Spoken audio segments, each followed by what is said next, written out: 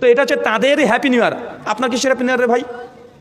আপনার কিসের happy new year? আপনার হ্যাপি নিউ ইয়ার নেই। সহিহ বুখারী কিতাব ইলম হাদিস না 43, ওমর ইবনুল খাত্তাবের কাছে একজন সাহাবী এসেছেন, একজন ইহুদি এসে বলছে, ওমর তোমাদের কোরআনুল কারীমের মধ্যে এমন একটা আয়াত আছে যে আয়াত আমাদের ইহুদি জাতির উপর যদি অবতীর্ণ হতো সেই দিনকে আমরা হ্যাপি নিউ ইয়ার করে নিতাম, মানে ঈদের দিন, খুশির দিন করে নিতাম, মানে আপনার ভাষা কি হ্যাপি নিউ ইয়ার করে দিতাম।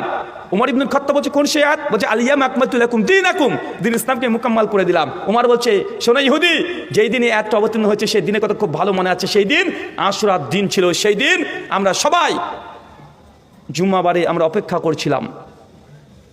তারপরে ওমর ইবনুল খাত্তাব দ্বিতীয় কোনো হ্যাপি নিউ ইয়ার করে নাই।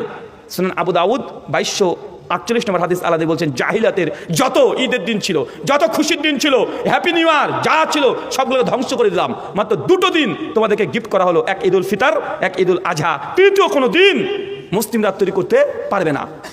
মুসান্নাফ আব্দুর রাজ্জাক হাদিস না 7358, মুরসাল সনদ সহিহ।